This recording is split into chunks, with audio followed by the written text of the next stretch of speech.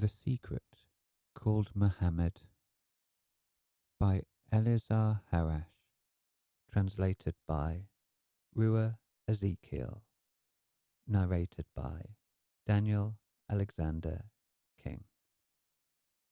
1st of May 2007. Lecture. Mohammed's education began in the desert. The desert is a great master. He lived with its boundlessness, with its marvellousness, and with all its horrors. All of this is found in the desert. Often he was deep in thought because he loved humankind very much. Mohammed had a very wild energy. He was very passionate, very spontaneous. Even at times he had outbursts, but he had two things in himself for which he was chosen: big sincerity and a big love for truth, which in time turns into wisdom. Mohammed is primal, uncultivated. He has no education, like the desert itself. As I said, with a wild energy, but very truthful, and gradually the desert gave him understanding with itself. As a whole, he is a great son of the desert. In himself, he was one silent and deep soul, with sparkling eyes, a concealed force of nature, but very, very heartful.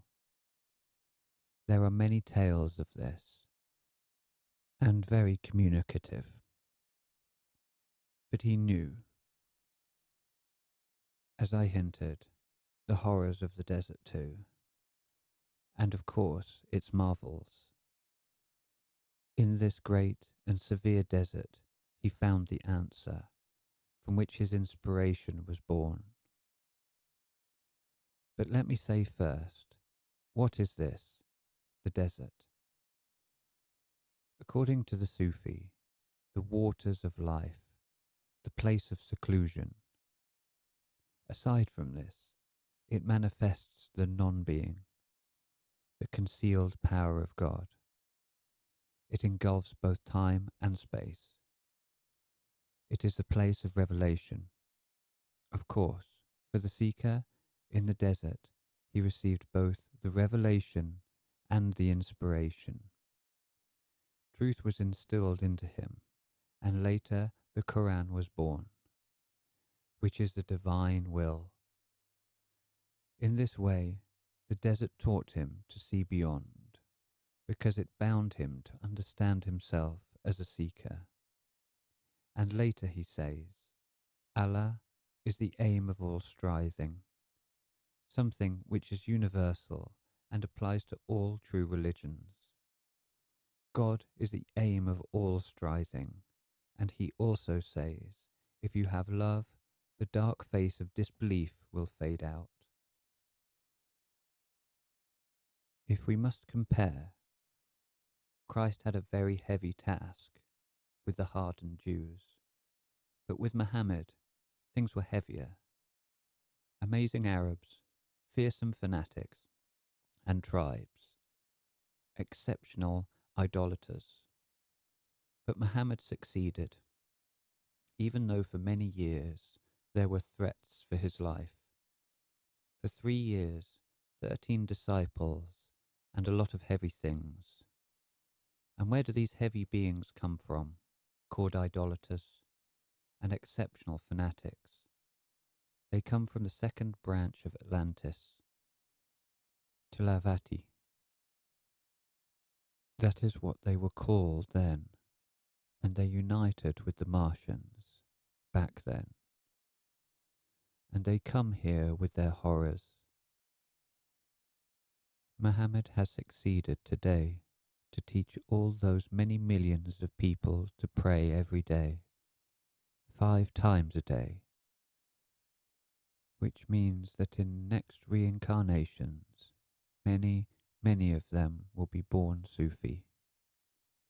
And in this moment, The Sufi are over 40 million, and many are these people obedient to the Koran. Later we will see what the word Koran and the word Islam mean. This person even, at times, wanted to give up because it was too heavy. But when God has a plan, who can ever deny God? Not Judas, not Christ, not Lucifer, and so on. Each one follows their way, and in the name of humankind.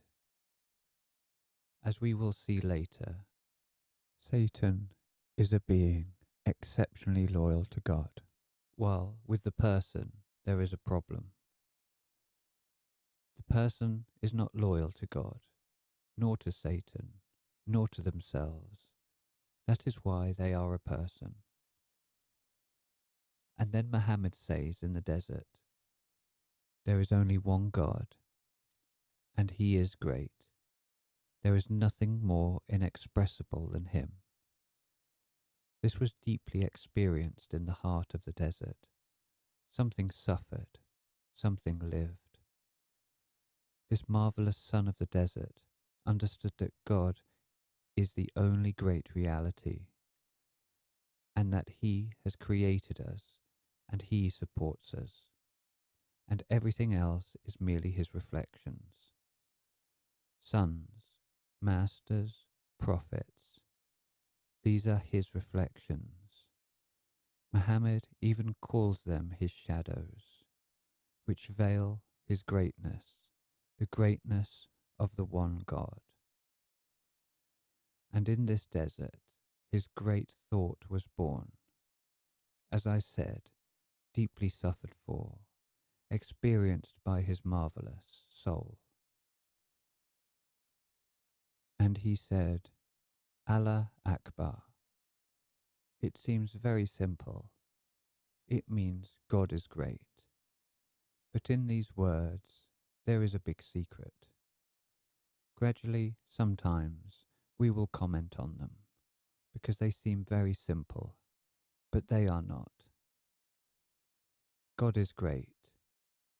And also he said, Islam, i.e., we must completely surrender ourselves into God's hands.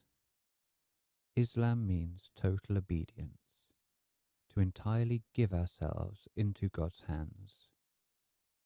And all of our strength, says Mohammed, is in this, to humbly give ourselves to him, whatever he does to us, because Allah is Akbar, because he is great.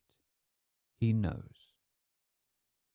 We do not know, but everything which he does, he knows, and therefore we must give ourselves to him. Muhammad often cried in the desert from this revelation, because it was very suffered for. These are not ordinary words. They have been deeply suffered for.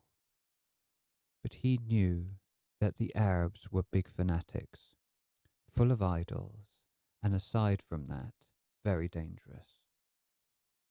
But he wanted to give them the pure revelation, the revelation of the desert.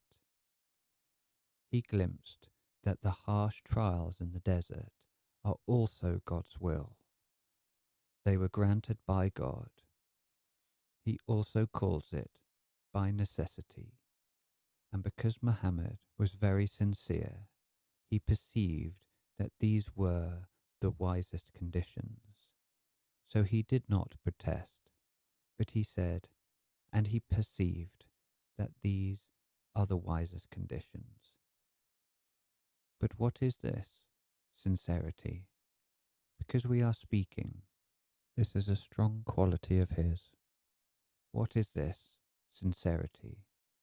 Briefly, the beginning of true development starts from it, from sincerity. It is a method through which the person exits from the world. Again, It appears to be some ordinary word, as if we know it, but it is more than a word and an idea. While the rest remain in the world, the sincere ones overcome the world. There is, of course, one ordinary sincerity, but it is without depth. It is a human deed. We are not speaking of it. It flashes and is lost. We are speaking here of the deep, concealed sincerity of the person's soul. It connects a person to eternity, to the boundlessness. It is moving in that direction. In this sense, sincerity is connected to the inner essence of things, and it illuminates this essence. The inner essence, and it leads to another land. The sincere person themselves is transfigured, and in the end they come to know that they originate from eternity, and they return towards it. The secret of this sincerity is in this, that it shapes the person, the true and right purposefulness. Without it, the direction is already different. Without it, you remain in your poor human nature. You may approve of it. You may like something in sincerity, but if you do not unfold it according to the laws of truth, you remain in human nature, and sincerity returns the person into the original feeling. And what is it? It is decisive. It captures God, and namely, sincerity is a measure. It is a deep reverence towards the inner essence of things. This is sincerity, a deep reverence towards the inner essence of things, towards the true essence. In the desert still, Mohammed understood that he must follow God absolutely, loyally, and without questions, because God is great. And later, this revelation, God is great, turns into the soul of Islam and the soul of Sufi. This simple sentence that everything which God does is good and wise, and this really is so, is actually supreme wisdom. And this enlightenment illumined the dark of his own soul, and Mohammed shone in the severe desert, and within him a wellspring began to flow, life and inspiration began to flow. Otherwise, this dark threatened with death and destruction. But after this revelation, Mohammed's whole soul began to burn, because this was a great truth, and it gave him something from itself, something so important for his restless and seeking soul. This revelation saved him from the dark. But would these odd Arabs, these exceptionally wild and dangerous beings, with their idols and their fanaticism, would they understand him? Would they accept him? Would they accept Islam? He himself did not know this, but he already knew that he was chosen by Allah.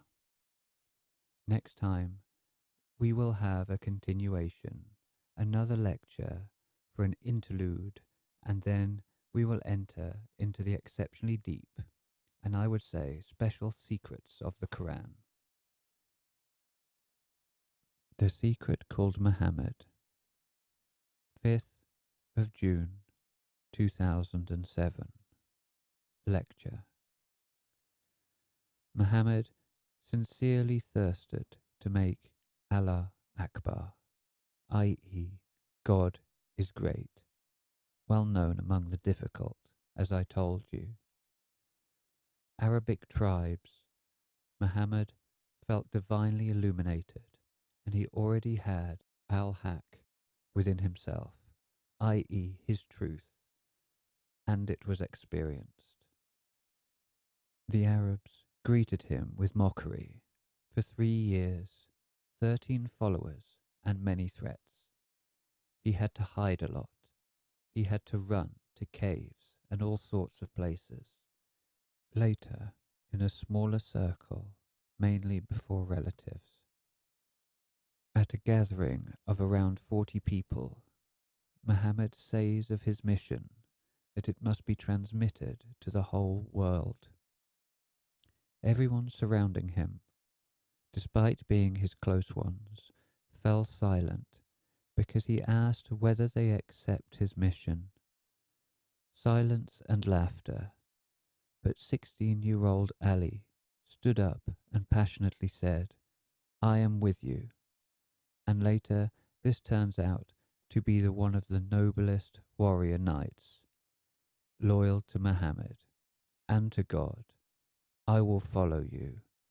The rest did not want to be impolite to Mohammed, and they were in doubts, because they knew he was unschooled, uneducated, and this is a big endeavour, and everything looked like something very serious, and even with heavy consequences.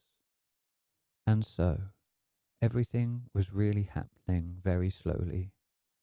As we will see later on, we will interpret the Quran from the viewpoint of the Sufi. The matter is of something grandiose. The Quraysh, the most dangerous tribes and his enemies, said to themselves, "But how can this uneducated person be wiser than all of us?" His uncle, who loved him a lot, Abu Talib, said to him, "Can you not be quiet about all of this? Believe in yourself, but do not disturb the higher-ups, and do not endanger yourself and all your close ones." Mohammed said to him that even the sun and the moon themselves could not force him to be quiet, because the truth wants this, and the truth is the sun itself, and that Allah himself wants this. And when he said this, Mohammed burst into tears, because he knew that his uncle, Abu Talib, loved him a lot and wished him well. And Mohammed perceived that his mission would be very heavy and very severe. Then he talked here and there with the ones who wanted to listen to him, and bit by bit his supporters grew in number, but he suffered a lot for this, that people did not understand how great God is. Big contradictions accompanied him. Many apparent and secret enemies appeared. The Quraysh began to scheme about his murder. Many of his close ones were already dead. He even despaired from time to time. It was so heavy for his soul that he despaired. He was forced to hide, to dress in odd clothes, to run, to go into caves. As I said, to be homeless, to live among constant danger. It even seemed that his mission was not meant for this world and these tribes. But the plan of God was not such. In these great difficulties and in this great desperation, one hadith, i.e., one record, tells the story of the ant. When Mohammed was in the mountain and he sat, again, tired and despairing, on a rock, an ant came along. It carried one big straw, and it picked up this straw 99 times. It did not give up, he counted. And he said to himself, "If this ant is so diligent and does not despair, then will I despair." As you see, when the spirit has an idea, has a plan, it brought inspiration into Mohammed. Mohammed observed the ant for a long time and said to himself, "If it does not give up, I will not give up either. Then I will persevere too." Despite the big difficulties, Mohammed persevered. He attained a big reliance in his own heart. Despite the external side of things seeming hopeless, he had such a sincere message and his related tribes did not even want to listen to him, or to even see him. They even threatened his life. But Mohammad said to himself, if the Quraysh use weapons, then so be it. Mohammed knew that the truth will develop eternally, and what is limited within time during the wars will fall to the side. It will learn its lessons. He said to them, leave the idols. They are worthy only of the flies. Only God is real. He has created us, and understand that only God is great, and that his will is the best for all beings. And gradually, millions of wild idolaters, I am saying gradually, began to believe in Allah Akbar. And even more so, they believed with their fiery hearts. It was full of conflicts around Mohammed. He lived in a big whirlpool, in a big dizzy, but he gave birth from himself to the Quran, God's book, God's will. The Quran is the fruit of one great primal soul and its love towards God, the fruit of one crude, as I said before, uneducated, wild soul who did not even know how to read, but as I said before, a flaming soul, sincere and truth-loving, a soul burning for God, a soul sincere and seeking, and not only seeking, but also having found. And later, Muhammad says in the Quran, whoever has come to know themselves, they have come to know their Lord. Muhammad. Second idea for contemplation. 5th of August, 2014. There is nothing else but Allah. Recognize God in everything. God is a secret treasure inside of me. Hell is for the impure ones, and only the fools strive towards heaven. When God is on the person's side, all their enemies are powerless. The pure one will not be touched by worry. On the outside, there are my words. On the inside, there are my actions. But only the truth is my deepest state. Prayer is light, and patience is shining. Every science which has forgotten God is as hollow as a thistle. When you lose your marvelous daughter, he lost her, and when he lost her, Mohammed was sincere. He said, God giveth, and God taketh away. This is how the wise master acts. God giveth, and God taketh away. Blessed be his name. Because this is trust, trust towards God, who never makes a mistake. Mohammed has nothing in common with a hypocritical piety. He is an ancient son of the desert, and there is no hypocrisy there. In his heaviest days, Mohammed said, God is great. This is a great revelation, born in the heavy battles with the desert, the overcoming of the desert. This is something very deep and something experienced, something that has since influenced millions who loyally walk on this way, which will in time turn them into light. Since the tribes of those times were very disobedient, in order for the Arabs to prevent their daughters from debauchery and marriage, they buried them alive in the desert, and many other things which I do not wish to speak. Mohammed changed this part and this way, he says, because truly God is always great. Aisha, Mohammed's wife, says to him, "Everyone has their own devil." Mohammed replies, "Yes, I have my own devil too, but I turned him onto the way of the truth, and now he is obedient to me," i.e., each person has one personal devil whom they must deal with. Mohammed says, "The person is only this, in which they have been diligent. So wherever your diligence is, there your essence will be born." Humility, this is my pride. The beginning of wisdom, this is two things. First, the beginning of wisdom is patience. Second, what is the beginning of wisdom? To ask for God's help in everything.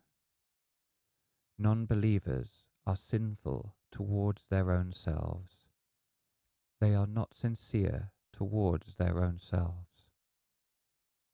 God has power over everything. He can take away people's abilities as well. Whoever lies, they are not of our way. To deceive is worse than to kill. Say the truth even when it is against you. The person is able to resolve their matters without seeking the truth, but these matters will confuse their life. They will be only seemingly resolved. It is better to have unresolved matters, but to seek Allah. Learn half of your religion from purity. It is the master. The person is greatly ungrateful towards their Lord. Whoever knows God knows the solution to every problem as well. Sages and Mystics of All Times, Book 3 by Eleazar Harash. Mohammad, around year 570 to 632. A great prophet, founder of Islam. Islam means devotion to God. Any person can become holy, but the gift to be a prophet is something that does not depend on the will of the person. For the religious seeking of anciency, there exists another way, the way of absorption into the self, the immersion into the inner world, the governing of the emotions and thoughts.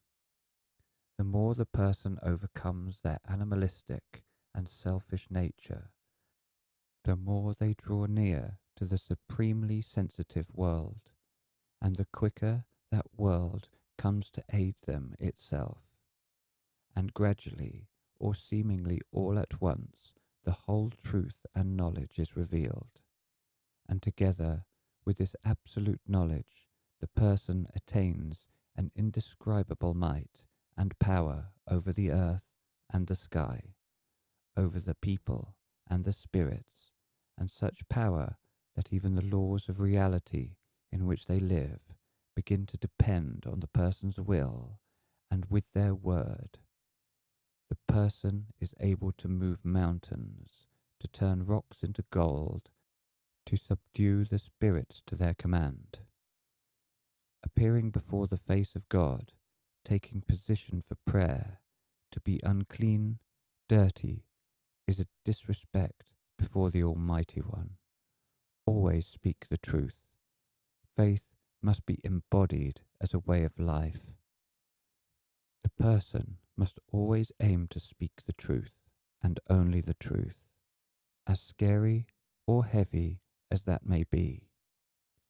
To speak the truth means not only not to hide your deeds, which is relatively easy, but also not to hide your intentions and the secret and invisible movements of the soul.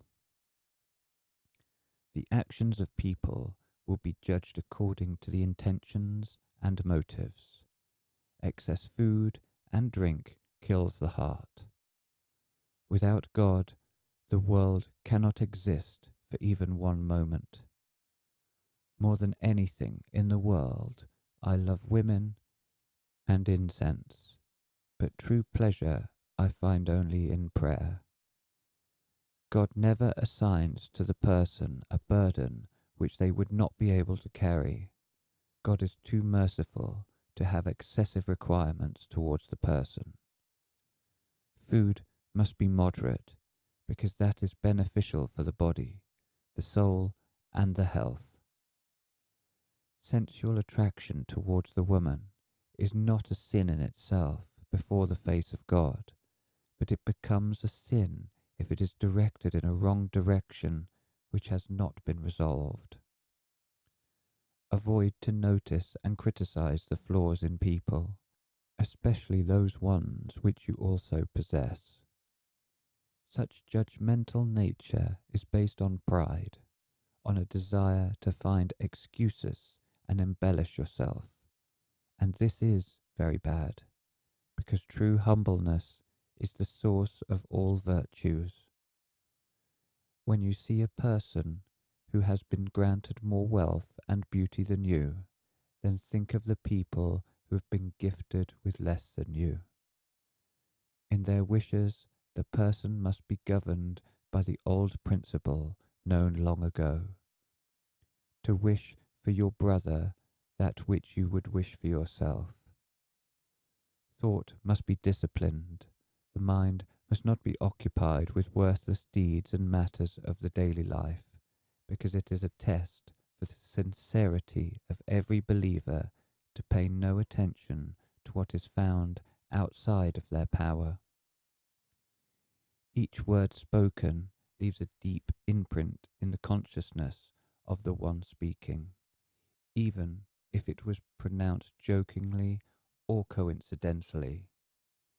Purity cannot be attained if the person does not place their word under a distinct and strict control. A word pronounced in the presence of other people in itself is already an act, some action, so a person aiming towards purity must adhere in their speech to an inner hygiene of behavior. Do not slander anyone. If someone slanders against you and starts to expose the vices which they know in you, do not expose the vices which you know in them. It is undignified to disgrace any honour. It is undignified to curse anyone. All empty speaking is undignified. The one who does not have a pure heart and a tongue restrained from empty talking cannot be a believer. It is better to be alone than with an evil person, but it is even better to be with someone good than to be alone.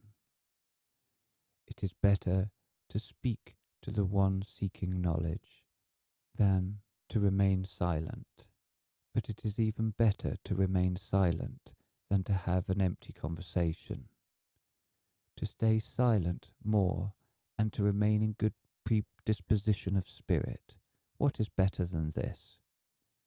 Prayer, this is an exaltation of the spirit and a union of the believer with God. God, grant me with love towards you. Grant me with love towards the ones that you love.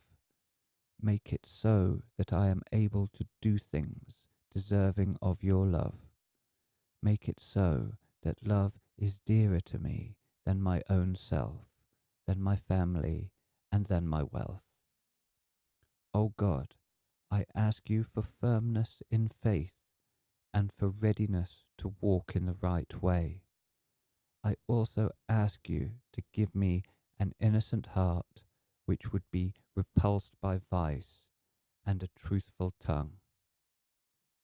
God is invisible and he does not tolerate idolatry. God is omnipresent, so it does not matter what side you turn your face to during prayer.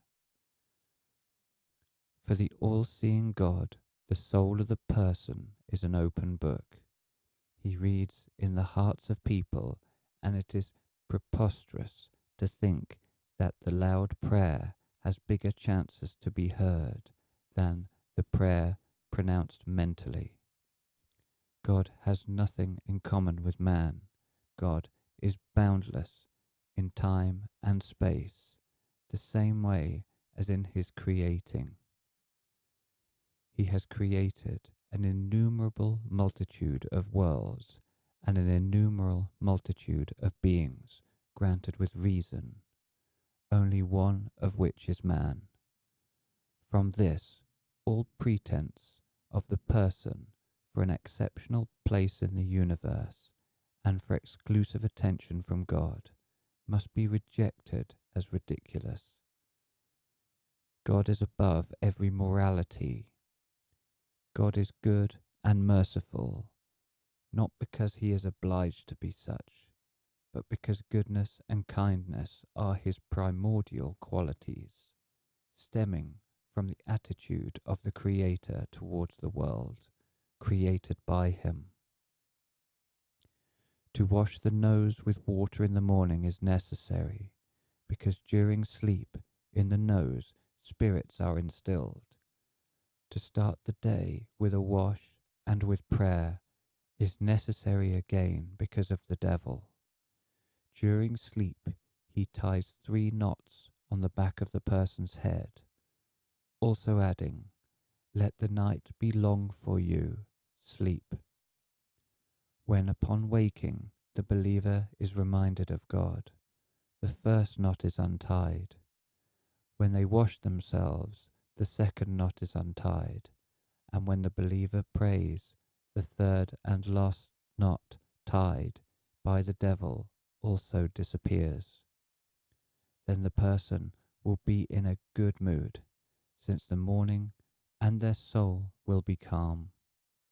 But if they do not do this, they will be disturbed and suppressed since the morning.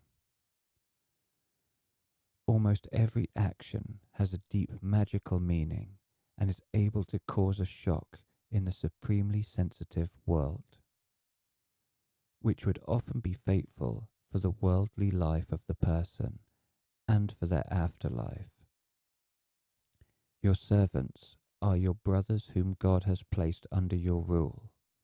Each one who is the master of their brother is obliged to give them of the food they eat themselves, and to dress them in the same way as they dress themselves. Do not force your servants to do work not within their strength, but if this happens, help them. Pay your worker what they are owed before their sweat has dried. In the eyes of God, the one who is seeking their right stands beneath someone who has found the strength in themselves to pure-heartedly forgive the offender or the one who has insulted them. All people are brothers, including those of them to whom, due to their spiritual blindness and in accordance with the divine conception, the voice of the true faith has not yet reached.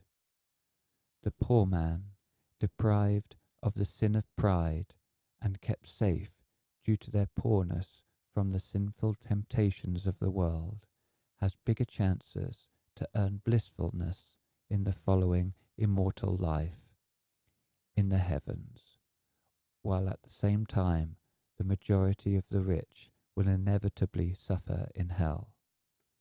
The poor man is closer to God than the rich man, and if the person is forgiven in their pride in any way, they should be more proud in their poverty than in richness.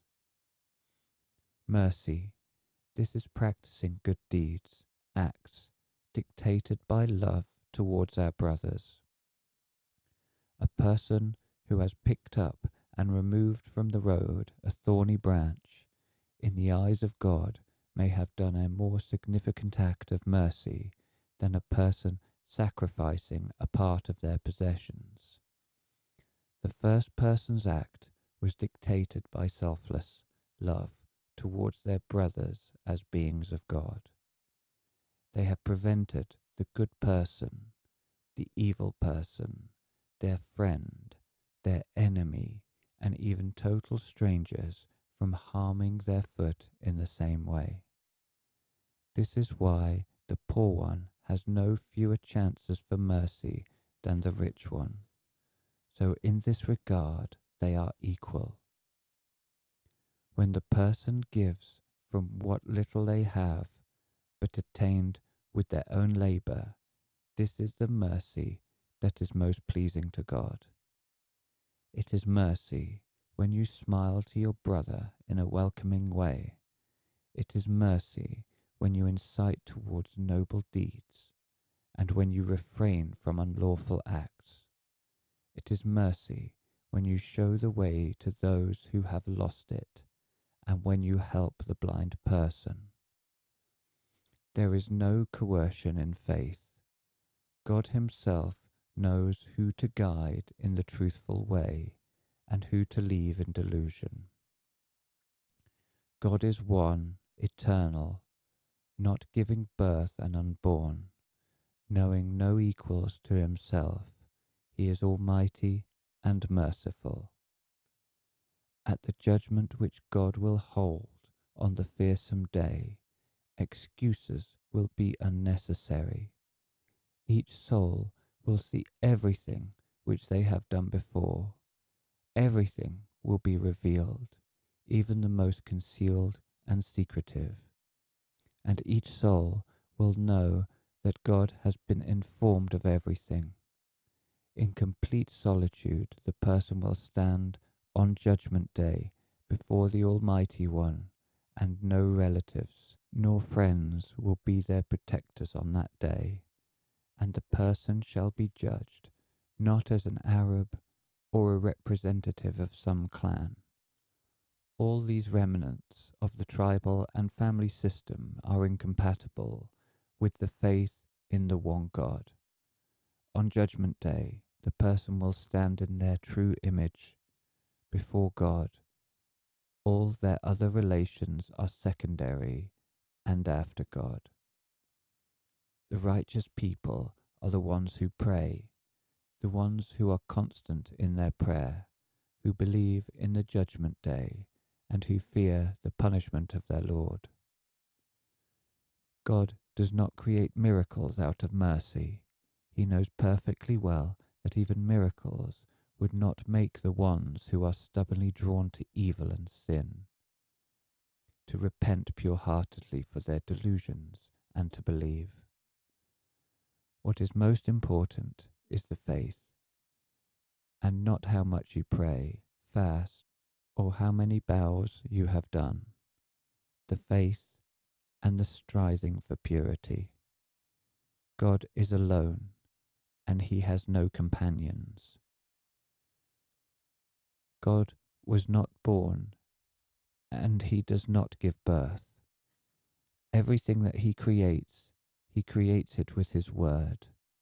It is sufficient that Allah says, "Let there be," and what he has conceived is then created. Therefore, Allah has no daughters nor sons. Allah has no companions and helpers bestowed with a will separate from his. The Almighty One has only servants, acting in accordance with the will of their master. Of God you must not ponder, but believe. There is not one nation to which the merciful God has not shown the true way for salvation.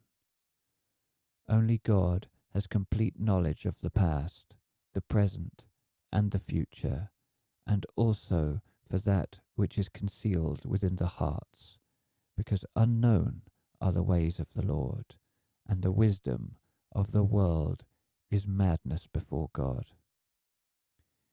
It is the duty of the believers to accept everything given by God unreservedly, to be patient because they do not possess supreme knowledge, and their concepts of good and justice are incomplete, so that they may attain the divine good and the divine justice.